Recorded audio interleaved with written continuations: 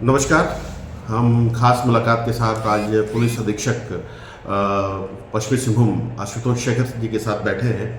और ख़ास तौर से अफ़ीम की खेती को लेकर जो अवेयरनेस पश्चिमी सिंहभूम में चल रहा है, ये देखने वाली बात है कि यहाँ जो गांव-गांव में जागरूकता पुलिस के द्वारा लाई जा रही है और फैलाई जा रही है। तो ये कहने का मतलब है किसान कैसे जागरूक हो और इसको लेकर अभी तरह-तरह के प्रयास किए जा रहे हैं। लेकिन अफ़ीम का जो मामला है, ये पूरा प्रकरण क्या है? हम इन तमाम बातों के साथ बैठे हैं। हम स्वागत करते हैं सर आपका और ख़ास तौर से ये अफ़ीम का जो प्रकरण चल रहा है, ये अब तक अगर हम पहले ही सवाल करें आपसे तो कितने एकड़ की भूमि पर नष्ट हो गया है ये? अभी जो आज तक का हम लोग का असेसमेंट है उसमें लगभग 400 एकड़ से ज़्यादा जो क्षेत्र है उसमें अवैध अफीम की खेती पाई गई थी और जिसका निष्टीकरण चाईबासा पुलिस के द्वारा किया गया है। इसमें विशेषकर इस वर्ष झारखंड सरकार एवं पुलिस मुख्यालय के स्तर से उच्च प्राथमिकता देकर और जो अफीम का सीज़न है उसमें शुरुआत से ही अफीम निष्टीकरण पे विशेष निगरानी रखी गई है और विशेष ध्यान दिया जा रहा है, जिसके आलोक में हम लोगों ने अपनी कार्रवाई शुरू की है। और लगभग इलेक्शन के उपरांत दिसंबर महीने से ही विभिन्न स्तरों पर जागरूकता अभियान से लेकर विभिन्न जो कार्यक्रम हैं वो हम लोगों ने प्रारंभ किए थे और जिसका अभी फल है कि हम लोग लगभग 400 एकड़ भूमि क्षेत्र में कुल अब तक जितना अभी आज तक की जो उपलब्धि है जी। तो ये इसके पीछे कारण क्या मानते हैं? क्योंकि इसका एक इतिहास कोई आजकल का तो हो नहीं सकता है। अवैध अफीम का विनिष्टीकरण या अवैध अफीम की जो खेती है इसमें मुख्य रूप से अगर हम लोग देखेंगे तो जो सुदूरवर्ती क्षेत्र हैं जहाँ पे एक नॉर्मल प्रशासनिक पदाधिकारी नहीं जा पा रहे हैं, तो उसको देखते हुए मुख्य रूप से जो स्थानीय ग्रामीण हैं उनके द्वारा अवैध अफीम की खेती की जाती है। और झारखंड राज्य में जैसे हम लोग अगर जब पश्चिमी सिंहभूम जिले की बात करेंगे तो मुख्य रूप से जो खूंटी जिला है उसका अड़की एवं मुरहू थाना क्षेत्र तथा सरायकेला जिला जो सीमावर्ती क्षेत्र है हमारा, उसके जो सीमावर्ती क्षेत्र है उसमें ये प्रचलन रहा है और उसी का प्रभाव फिर पश्चिमी सिंहभूम जिले क्षेत्र में आया है। और जो हमारे मुख्य रूप से सबसे ज़्यादा प्रभावित जो क्षेत्र है वो बंदगांव प्रखंड के अंतर्गत बंदगांव थाना, टेबो थाना का क्षेत्र और सिमिलरली कराईकेला और टोकलो थाना का क्षेत्र, ये 4 थाने क्षेत्र हैं जिनमें सबसे ज़्यादा अवैध अफीम की खेती पाई गई है और इसी प्रकार उनका निष्टीकरण का कार्य किया जाता है। तो इसके पीछे एक और प्रश्न आपसे इस प्रश्न के बीच में आ जाता है कि क्या कारण है कि ग्रामीण जो पहाड़ की तराई में हैं या टोंटो के क्षेत्र में है या मुतातनगर मजारी या कहीं भी हम कह सकते हैं, तो क्या कारण है कि किसान यहाँ आकर्षित हो जा रहे हैं? ट्रेडिशनली अगर हम देखेंगे तो जो झारखंड में या इस क्षेत्र में जो खेती है वो नॉर्मली हम लोग जो धान की फसल के बाद सेकेंड क्रॉप लेने की लोगों की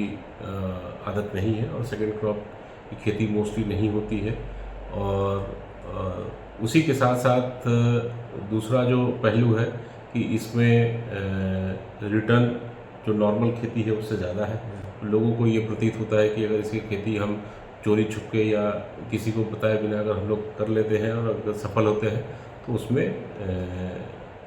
जो इकोनॉमिक रिटर्न है वो ज़्यादा है, इसलिए भी लोग उसको करने के लिए एक तरीके से कोई सिंडिकेट इसमें काम कर रहा है? कोई सिंडिकेट अभी तक कोई इस प्रकार का ग्रुप या कुछ भी प्रकाश में नहीं आया। जो भी अभी तक बातें सामने आई हैं उसमें मुख्य रूप से इंडिविजुअल फार्मर्स का और व्यक्तिगत रूप पे ही ज़्यादा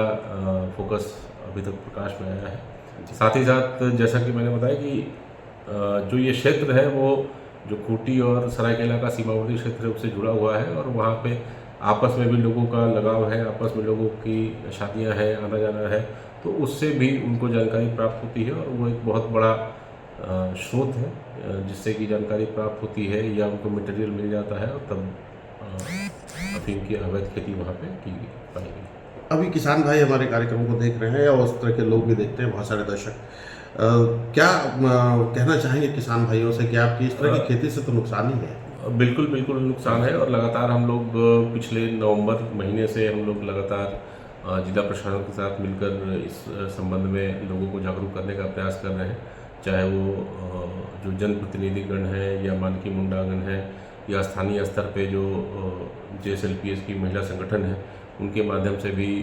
थाना क्षेत्र में, पंचायत क्षेत्र में, विभिन्न क्षेत्रों में और हाट बाज़ार के माध्यम से भी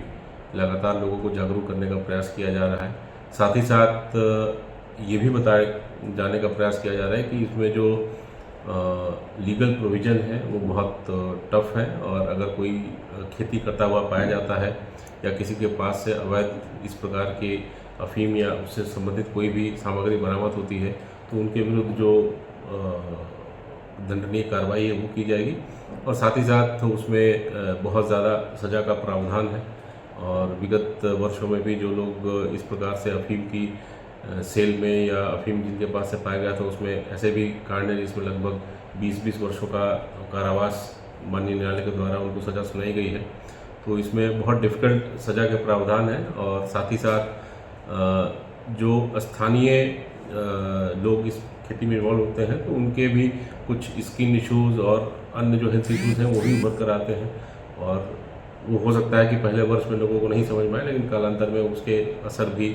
उनके स्वास्थ्य पर नज़र आते हैं। तो इस तरह से हम देखें, पुलिस अधीक्षक महोदय ने हमें बताया है कि जो अफीम की खेती है, खेती का जो नुकसान है उसके बाद सज़ा का भी बड़ा प्रावधान है, और इसके बाद पुलिस का जो प्रयास है वो यहाँ देखने में आता है कि आप अगर थोड़े इतिहास को पलट कर देखें तो यहाँ सवई घास की खेती होती थी, यहाँ कोकून के मामले में, तसर के मामले में सिंहभूम सिरमौर था, लेकिन अभी जो 400 एकड़ की बात अफीम की आ रही है ये बड़े सिंहभूम को बदनाम कर रही है। तो सिंहभूम को कोई ऐसी बदनामी का सबब ना झेलना पड़े।